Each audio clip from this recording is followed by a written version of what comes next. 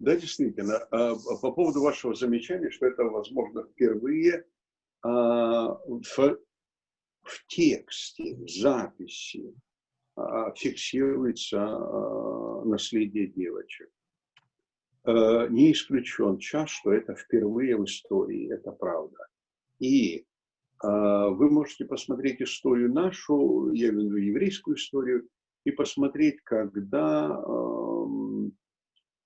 начинают всерьез говорить о какой-либо теме.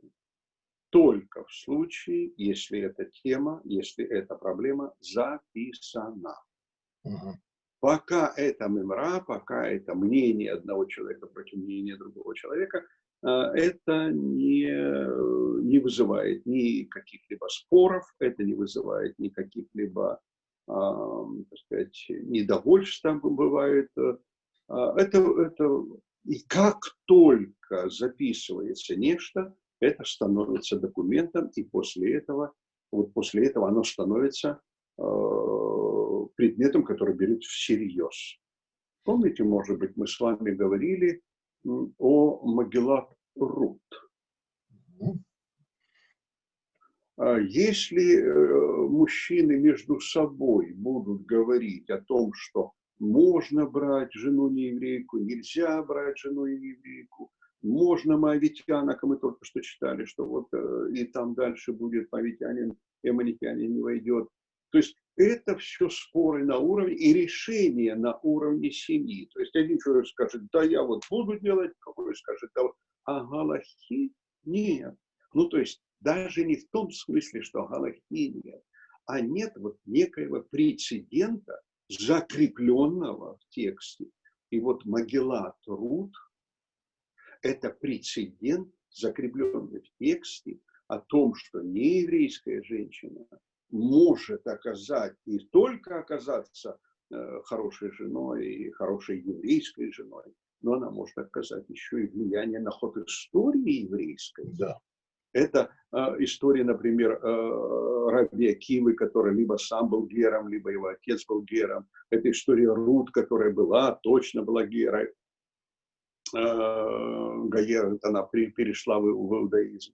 Поэтому вот закреплено в тексте. В данном случае это такая вставочка, потому что это вообще могло произойти в любой момент, но не в любой, кстати, не в любой. Здесь она очень уместна. Но это такая маленькая вставка перед тем, как здесь рассказывается о том, что посчитали людей, но, во-первых, считали всегда перед военными действиями. То есть, когда мы выходили и должны были идти по пустыне, нас нужно было посчитать для того, чтобы руководить этим войском. Теперь мы стоим перед Иорденом, и вот-вот умрет Моше, и мы должны будем идти на войну, нас нужно посчитать. Но здесь еще написано о том, когда посчитали сколько кого, тут же дается закон, что по горалю, по жребию, на количество людей, количество земли. То есть жребий выбрасывается, где эта земля будет, в горах или в долине, возле реки или подальше от реки и так далее. Это жребий решает. Но количество будет по этому. То есть по количеству земли, по количеству людей.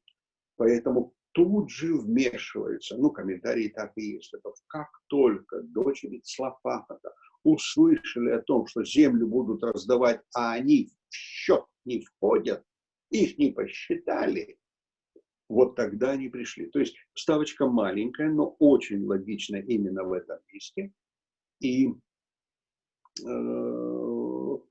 она перевернула историю Ближнего Востока. Вот такая вставка перевернула историю Ближнего Востока. У нас осталось, что жена не наследует мужу.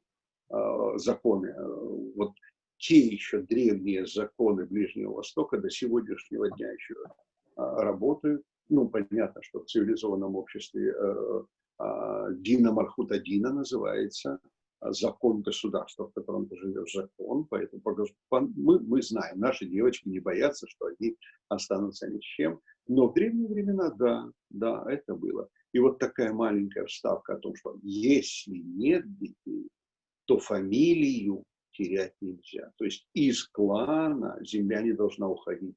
Почему? Потому что будут раздоры.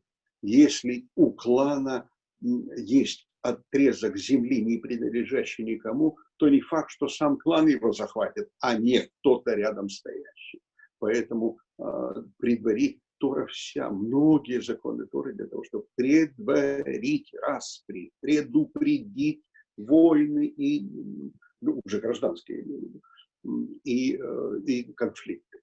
Да, и вот это действительно он очень важный, который примирил и оставил землю. То есть в каком-то шатком случае земля могла потеряться и стать причиной раздора. Нет, мы ее закрепим все равно за этим коленом. Ну, вот Да. все. Это... Мир. Брит шалом – это то, что вообще во всей Торе. Брит шалом. Чтобы у вас... Да.